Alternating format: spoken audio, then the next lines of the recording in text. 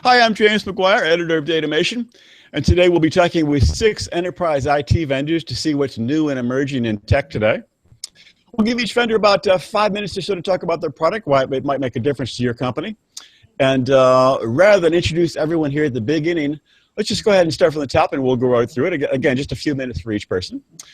Starting us off is Rajiv Dutt, CEO of Dimensional Mechanics. Hello to you, Rajiv. Hello. Hi. Yes, fantastic. And again, as someone noted, I love your background there. Are those all the computations that go into the AI formula? Yes, these are, it's a back propagation algorithm. So it looks like it's pretty complicated. So tell me about your product. What is the product today for you? Well, one of the things that, so we're addressing one of the major growth areas in the enterprise world, which is artificial intelligence. We know that there are a lot of obstacles to growth. We know that, for example, the cost of AI is in many cases prohibitive. It's basically the algorithms, as you can see, are pretty complex. A lot of times you require specialist skills. The amount of data you need to train AI platforms is pretty intensive. So what we're doing is we've created an operating system for AI. And what that means is that it's basically we're automating a large part of the process of building up AI solutions. What this means is that we're taking care of a lot of the messy details that typically go into creating this. We have behind it, of course, we also have a lot of capability to scale out so that enterprises don't have to worry about things like that. The platform is called Neopulse. It is a cloud-based platform. It is currently hosted on AWS to start. We have primarily targeted ourselves initially because we're a startup. We need a place to begin at the media industry. The media industry is a particularly challenging area because of the fact that there's a ton of data and there are a lot of people, there's just no way to analyze and process that information. And we've gotten a lot of interest from media companies. We were at the IBC, so International Broadcasters Conference, and we got a tremendous level of interest because of the fact that there's a lot of content. People don't know how to organize it and curate. But Rajiv, go ahead and give me a real-world example of the product. Like, how would someone use it in a day-to-day basis? So the way that you'd end up using our platform, so we have 2 ways. One is we have a lot of out-of-the-box AI models that we've already pre-trained. These are things like, for a media company, it would be being able to, for example, detect adult content, being able to apply meta tags to videos, like, for example, saying that Jennifer Lawrence just appeared in this part of the Hunger Games. We have also the capability to analyze and optimize headlines. So we're doing this for a big broadcaster to actually determine what is the ideal set of headlines to attract clicks. So there's a range of things that we are actually working on. That's the first part. The second part that we're working on is being able to train your own AI quickly with a minimum set of data. What this means is that if you're a company or you're trying to build a machine learning solution, say, for example, you're in the medical space, you want to train an AI to detect tumors, you can use our platform and with a smaller data set, be able to build up an AI model or machine learning model that's capable of detecting tumors. Does that answer your question? It does. It's fantastic, and I should move on, but it's really neat. I'd like to check it out some more. I think obviously artificial intelligence is a amazingly rapidly growing area. It might be like now is AI's big chapter, it feels like. Oh, absolutely. And we're striving to become like part of that backbone. Fantastic. Okay. Thanks for chatting with us. And let's move on to Tarun Thakur, CEO of Datos.io. Hello to you, Tarun. Hi, James. How are you? Thank you for the opportunity. Good, good. And you're talking about something called RecoverX. It's a cloud-based data protection solution, if I'm correct in thinking that. That is correct. That is correct. So what makes RecoverX important? And I guess the other question would be, data protection, cloud-based data protection is certainly a crowded field. So what sets you folks apart? Excellent. Thank you, James. Again, thanks for the opportunity and good to be with the rest of the peers here.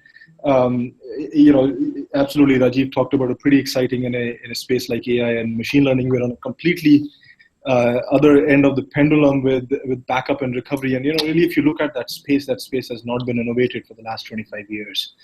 RecoverX, how we define it for our customers, for our partners, is really cloud-scale data protection software, purpose-built, very purpose-built for these next-generation applications and non-relational databases. Right. So if I can peel that onion a little bit, what we mean by that is, if you really look at the fast-changing nature of enterprises today, right? They want to adopt analytics, they want to adopt IoT, they want to adopt SaaS applications. Mm-hmm.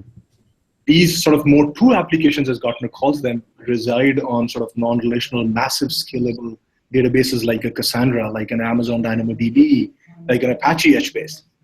So if there has been a sort of a fundamental shift in both application tier and a database tier, the data management, the data protection and recovery space is still archaic. We're still talking the world of tape media. We're still talking the world of on-premises. Tape is not dead, surprisingly enough. Yep. That is correct. Right now we're talking cloud as the new tape. So essentially in short, we're cloud-scale data protection and recovery software purpose-built for your non-relational databases. And what about the idea of scaling out? Is it a big part of what you do, or how does that work? No, that's the key part of one of the 4 pillars of the product itself. Is the product itself is distributed software only platform, right? In the world of cloud, in the world of big data, we don't want to sort of mire people around appliances. We want to give them the freedom of hardware choices, but build a software only platform that could be either on premises or hybrid cloud or cloud native. It is a horizontal 3-node scale out platform. So, it's scale out to begin with. And, we'll sort of keep growing Datos itself from 3-node to 5-node to 7-node and beyond.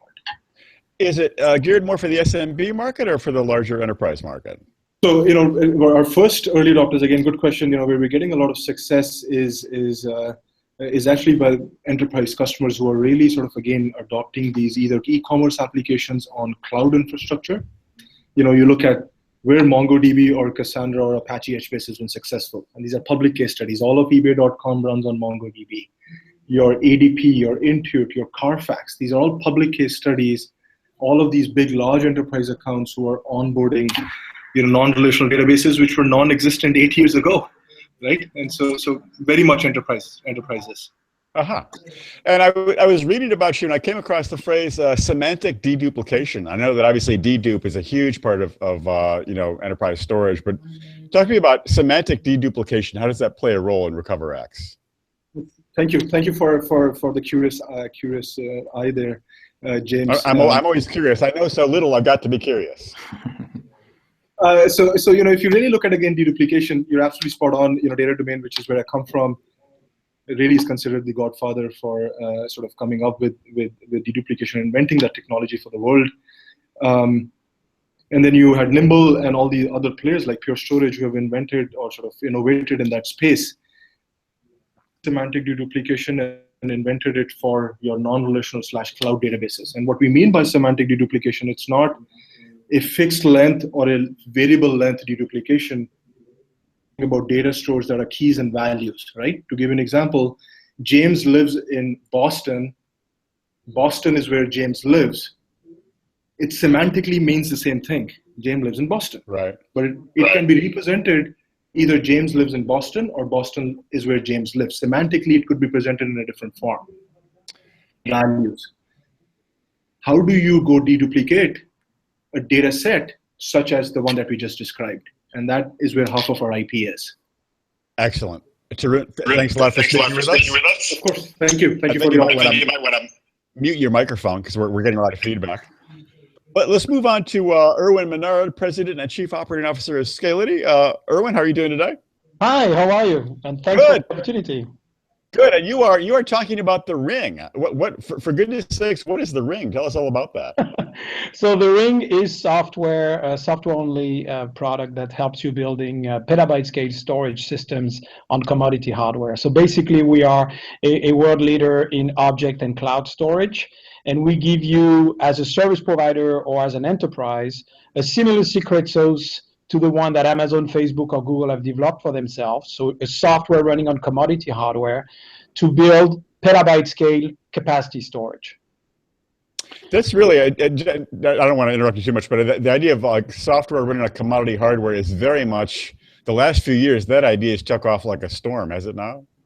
It has, and I think fundamentally this storage industry has been, very dominated by the appliance form factor for a long time, and the reasons why this was happening are no more valid. I mean, if you want to extract performance from the same disk drive everybody's using, you do not need any more to redevelop low-level operating systems. You can just use commodity hardware, powerful servers, and run in a fully distributed fashion like the cloud players have showed us. Now, making that available to an enterprise, allowing them to touch the same economics as the giants, that's really what's helpful, because everybody's growing digital services and needs to store more and more.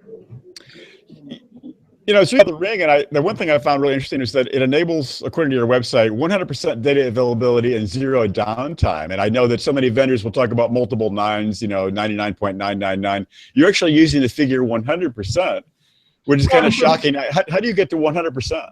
Well, so first of all, hardware fails and fails all the time. So the magic is in the software to be able to survive hardware failures. This product's been designed from day one as being able to be upgraded without downtime, as being able to suffer a disk, a server, a rack, a data center failure and resist. So we just help our customers dimensioning accordingly. And yes, in our premium support contract, we take SLAs and we take financial penalties against it, because we've built over the years the confidence about the product. The first customer started using the product in 2010, a service provider out of Belgium, and they've grown the system by a factor 20 with 4 different generations of hardware they've mixed and matched underneath, and never took a second of downtime and never lost or corrupted data. So based on that experience, we decided to build the promise in our own support contract. But I think the high availability is only one side of it. The other important aspect is to talk to both legacy and new applications. So at Hardware and Object Store, if you're a website, you control your stack, you can develop straight to an object interface. You'd probably choose S3, which is the market standard nowadays. Mm-hmm. But what about your legacy application? If you're a car manufacturer who's designing cars and doing simulation work relying on legacy application, or what about your media company who's used to move content and distribute content with a legacy stack speaking file system? Well, we're giving you a scale-out file system that is above the object store. You get the same economics. It's all the same product, but you do not need to change your application. And so we can hold your hand as you move from the classic NAS. Deluxe in California in the media and entertainment industry has happily replaced EMC Isilon systems with Scality software on Dell hardware to distribute their content. And that's very important if we want to help people taking advantage of those cloud technologies. Another example is S3, which is now the de facto object storage standard. So we just refreshed our S3 connector, as we call it. And so basically, this is offering you in a private cloud on-premise fashion the exact same storage as you have on Amazon, to the point that we're the only ones allowing you to use the same policies, identity and access management, as Amazon calls it, as well as your Active Directory, by the way, than if you were on the public cloud. And so you can start thinking of developing your application in a multi-cloud environment. Some data will end up on-prem, and we think we're a wonderful backend for that. Some will end up in the public cloud, and we don't want you to have to modify the app. We effectively released an open source version of that S3 storage solution so that developers community can start building S3-like storage system on their own machine without having to use their credit card or deciding, am I going to end up putting the data in the private cloud or in the public cloud or a mix of both? Erwin, thanks a lot. We'll keep us posted. I should move along to Eric Carter, Vice President of Hedvig. Eric, are you with us today? I am here, and hopefully you can see and hear me. I can definitely see and hear you quite clearly. You're talking about Hedvig distributed storage platform, which is software-defined storage, correct? Correct. And so similar to some of the things that we've already heard, we're really talking about this sort of new world of being able to take a software layer separate from a hardware layer. So typically now commodity hardware, x86 servers full of flash and disk, and sort of being able to build a scale-out storage system, modern system, much, and again, some of the things that we've already heard. one of our claims to fame, and I've already heard it invoked today on this particular broadcast, is that our founder was the guy who created Cassandra. So he's been in some quite an impressive feather. I mean, a feather in the cap. So we love to say that every time, simply because building some of these technologies, these guys did. He was at Facebook when he created Cassandra. Before that, was at Amazon, and was co-creator of Dynamo. They not only generate these technologies because they felt a need to do so for various reasons, which we can get into, but they operated them. So there's this idea that I need to build something that not only scales and sort of helps drive out downtime and things, which is why I was brought in, but I want it to sort of work when I'm home on the weekend and sleeping at night. I don't want to have to get up and go troubleshoot things, right? So you try and build in simplicity and sort of again, some of the things we've heard today. The idea that these systems are sort of self-healing and take care of themselves in the dark of night when something fails. It's okay that something fails. We can survive that. And that's a lot of what gets baked into software-defined distributed systems thinking. It was interesting. I was reading about you guys, and I see you offer both hyperscale and hyper-converged options. What do you mean by that? Yeah, it is an architectural choice, I would say. If we look at what's happened over the past several years, hyper-converged has been a sort of packaging of some of the same things that we're talking about here that run co-resident with a hypervisor that make it a sort of a building block. So I'm using some of the web-scaled technologies and techniques, but I'm also kind of putting it all together in something that I can sort of roll in and plug in. It has been a helper to organizations seeing how they can start to adopt things like software-defined infrastructures. Now, when we say we do both, you can take our software and sort of deploy it in that manner, but what we see is sort of more of a pendulum swing toward hyperscale, which is really a word that tries to describe disaggregation, meaning I want to be able to scale my storage tier separate from my compute tier, separate from my software-defined network tier. Why we'd want to do that is sort of a little bit into what our vision is at Hedvig. We announced last week this vision of a universal data plane. So think about being able to have a layer data wherever I want it to be, wherever I need it to be. So not just my private data center, Amazon, Google, Azure. It could be all cloud, meaning all public, or it could be a mix. So having some way to determine locality of data when I need it and have that happen automatically, and availability of data. So that I can start to move applications around as it makes sense and have my storage sort of as a utility that's available and there for me. And that was this vision of a universal data plane that we're starting to talk about now here at Hedvig. What about the idea itself of software-defined storage? And I think about the software-defined data center, which seems like it's more of a gleam on the horizon than really a reality.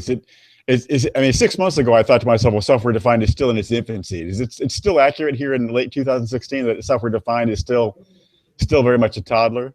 Yeah, I think that's part of the description we'll give it, but it depends on. I mean, yes, it's early days. It's definitely early days for software-defined storage, but again, as some of my colleagues here on the broadcast have said today, we're starting to see that commodity hardware layer, the intelligence, and everything is in software. We've already seen it. VMware, look at that. That's a software-defined platform.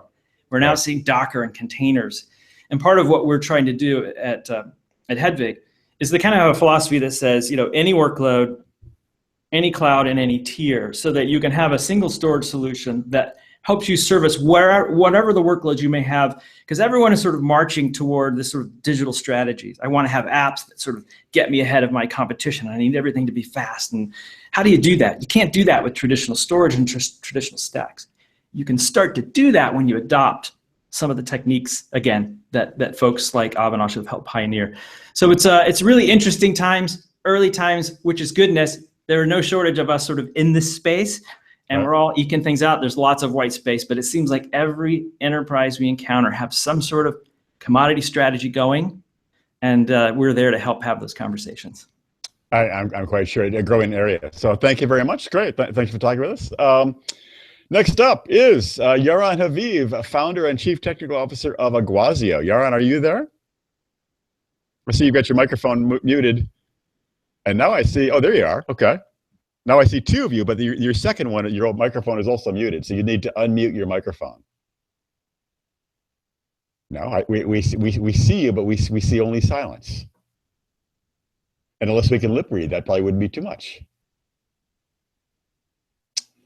You all right? Do you know? Yes. Yeah, Do you okay. hear me? Loud and clear. Okay, now we can hear you. Great. So you're Okay, here to sorry. talk about the Iguazio Data Cloud, correct? Yes. Okay. So Iguazio, we're a team of sort of experts coming from networking, storage. My co-founder, for example, founded Extreme.io, which was bought by EMC. We also have guys from XAV and other firms. I myself was sort of a VP for all the data center activities in a company called Mellanox, if you've heard of it. Right. Basically, what we're building is what we call enterprise data cloud. This is a very unique and innovative platform. And sort of think about it as a bare metal database. It's called multi-model database because it can store any form of data, objects, files, tables, streams, all that. And it's the fastest one in the industry. It basically can generate for every server that it runs 2.5 million operations per second, 12 gigabytes per second, less than 100 microsecond across a variety of access patterns. So if you look at the fastest file system today that exists, it does about 200,000 IOPS, from some of the old flash vendors. If you go to like Isilon or those, it's way less. We do 2 million file IOPS per second on a single server. And the same thing could act as a database. You can do 2 million database operations per second on the same thing.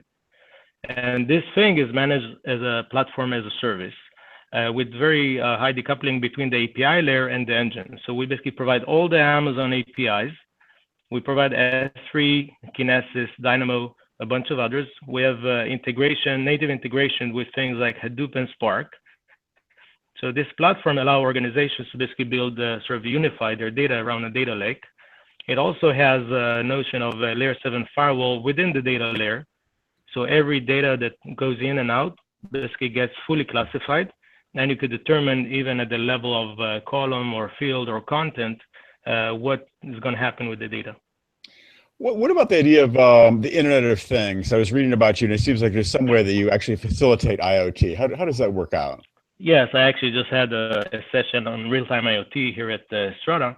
Is the biggest challenge with IoT, there's huge amount of ingestion of data.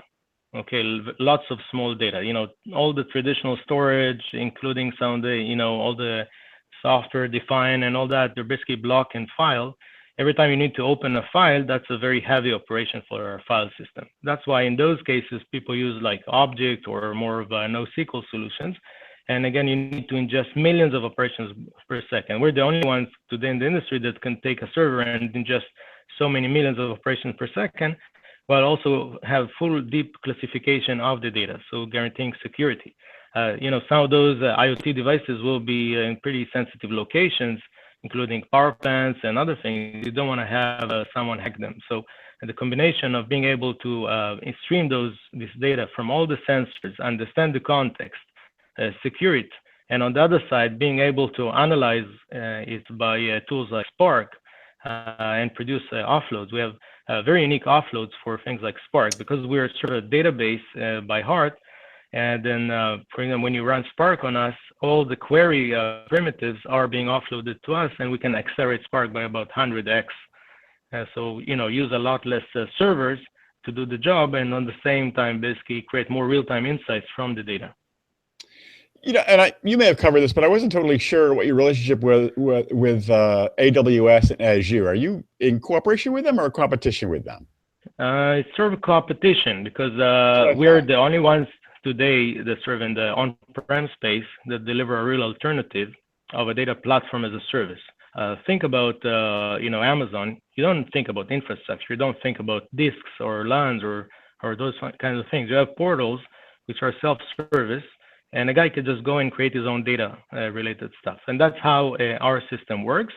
It's better than Amazon in the sense that all the different APIs in Amazon that we support are individual packages. That means that if you want to move data from one to the other, you need to copy. What we did, which is very tricky, and we have patents on that, is you can actually write in one API, ingest something as a stream for example, from IoT devices or just message queues.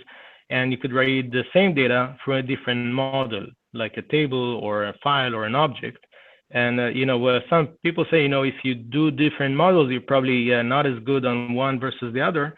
And what we've demonstrated that we're faster on each one of them, at least by 10x. We're faster than the fastest file system by about 10x. We're faster about 100x than many of the Amazon services. Even something like S3, which my colleagues here talked about, traditionally it's like few thousands of operations per second. On our platform, a single client can push about 800,000 S3 operations per second, which is faster than the fastest file system that exists. So we changed some paradigms here in terms of performance, and that's due to a complete re-architecture that we did.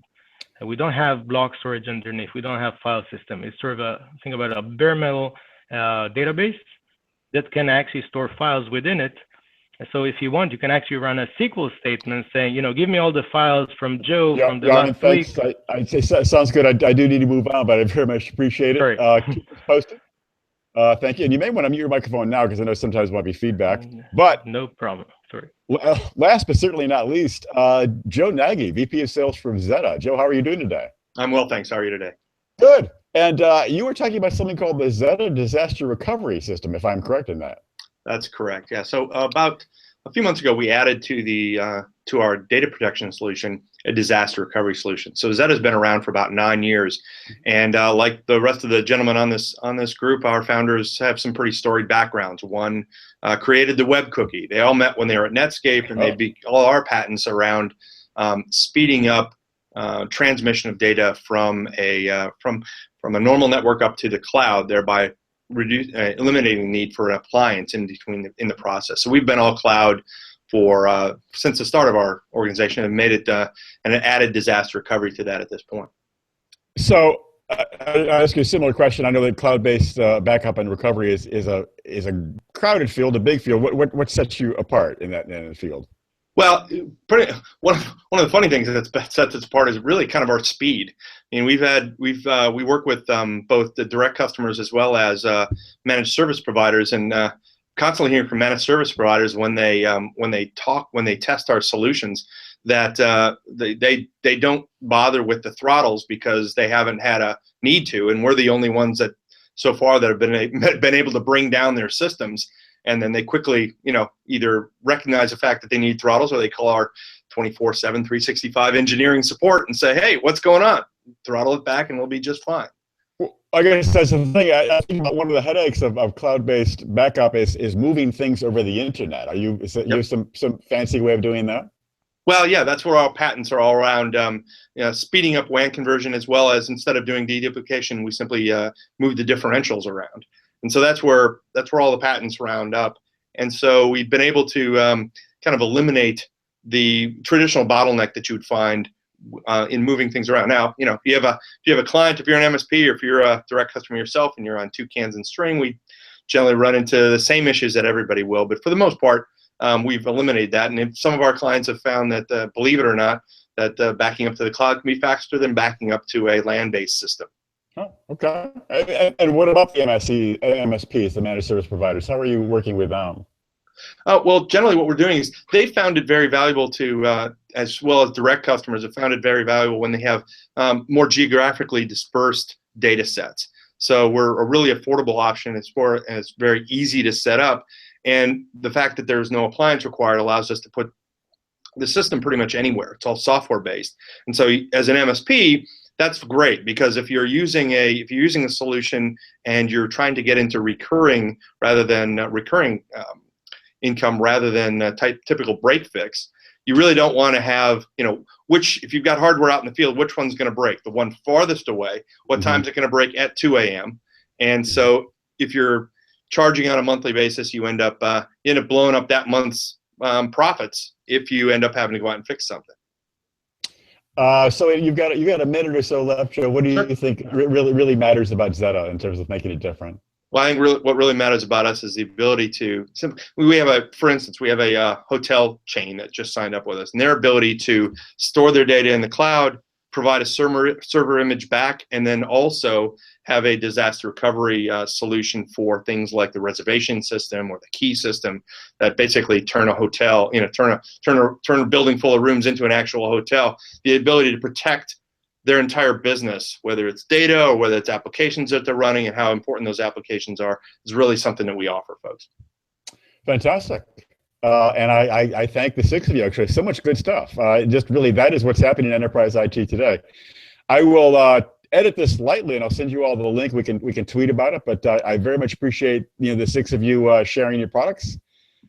And I'll talk to you soon. Thanks very much. Thank you, Jim. All right. Thank you. Bye-bye. Bye-bye.